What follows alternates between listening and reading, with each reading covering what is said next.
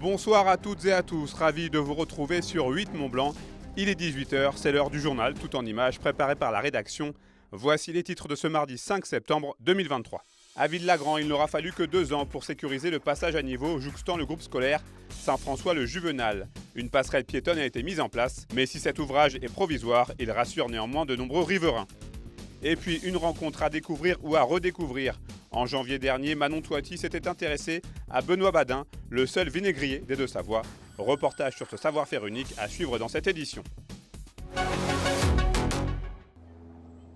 Au lendemain de la rentrée scolaire, élèves, parents et professeurs de la commune de Ville-Lagrand se sentent désormais rassurés.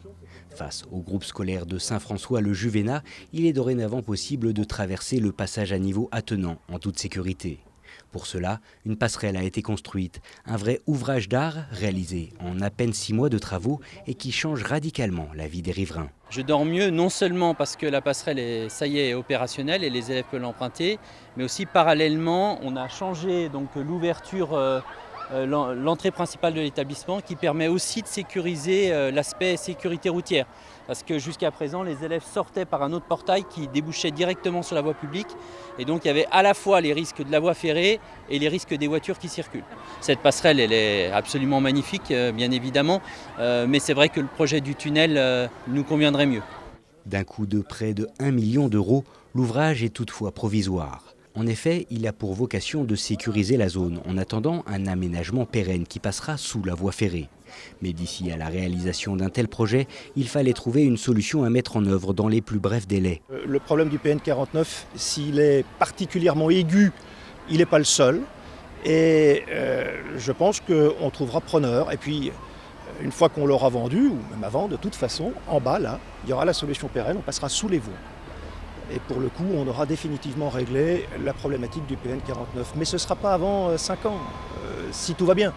Moi, mon espace-temps pour ça, c'est 5 ans. Je crains que ce ne soit plus long. Reste désormais à changer les habitudes.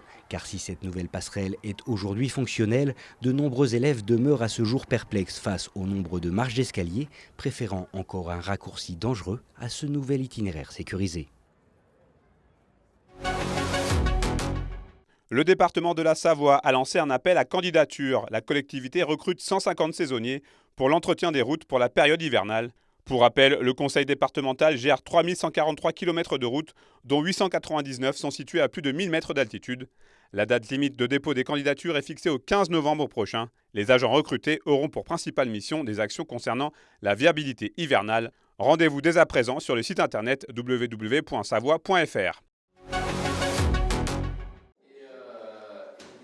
On pourrait presque dire qu'il est tombé dans le vinaigre par hasard. Benoît Badin était chef de projet dans l'énergie hydroélectrique. Il voyageait beaucoup et souhaitait retrouver du sens dans sa profession.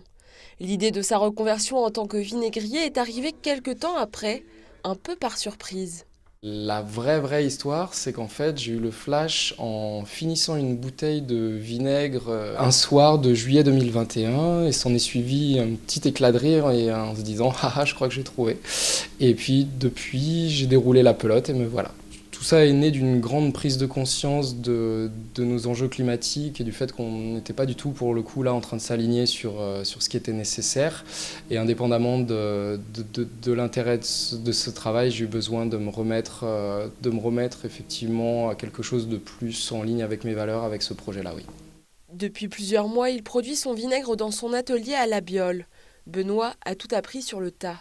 Grâce à ses connaissances en chimie, il vérifie la qualité de sa production avec des méthodes d'un autre temps. Alors, cette partie, c'est une partie de contrôle qualité, je dirais. Je suis en train de m'assurer que le vinaigre que je produis est à 6 degrés d'acidité, ce qui est une norme réglementaire pour le vinaigre de vin. Il faut compter au moins 3 mois pour avoir un produit fini. Et c'est dans une pièce chauffée que la magie opère. Les tonneaux abritent une mer de vinaigre et Benoît ajoute du vin petit à petit pour la nourrir. Il a fait le choix de ne travailler qu'avec des produits locaux. Le vinaigre est produit avec des vins que je vais chercher dans un rayon de 30 km. On est un peu au carrefour des différents vignobles, donc ça c'est parfait. Et après, cette matière première est locale et on a vocation à ce que Notre produit se vend également localement, puisque ce qui nous intéresse, c'est surtout d'essayer d'être dans les cuisines des deux Savoie, je dirais, entre Annecy et Chambéry. Et pour rester local, ses premiers clients sont à 50 mètres de chez lui. Ce restaurateur travaille avec des produits de la région et quand on lui a dit qu'il pouvait même trouver du vinaigre à côté de chez lui, il a sauté sur l'occasion. C'est juste une évidence en fait. Ça me paraît juste normal de travailler comme ça, quoi. Il y a de très bonnes choses, très bons producteurs, très bons produits aux alentours. Pourquoi aller voir ailleurs en fait? Benoît, il est à peine 50 mètres du restaurant. Donc voilà, en plus travailler avec vraiment des vinaigres locaux. C'est vrai qu'avant, c'est mon père qui me les filait, les fins de bouteille, il les laissait macérer, tout ça. Mais c'est vrai que ça c'est quand même une autre qualité, il y a vraiment un savoir-faire derrière. Et on sent quand même vraiment une différence au niveau du goût, des recettes, du travail en tout cas. Benoît espère pouvoir produire jusqu'à 15 000 litres de vinaigre par an.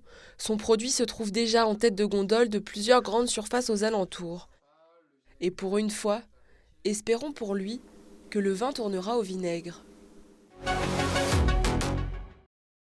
C'est la fin de cette édition. Merci pour votre fidélité à l'information sur 8 Mont Blanc. Place désormais à la météo préparée et présentée par notre spécialiste du temps, Thierry Paulme. Passez une très belle soirée sur nos antennes. Retour de l'information ce mercredi à partir de 18 h avec une nouvelle édition de votre journal tout en images.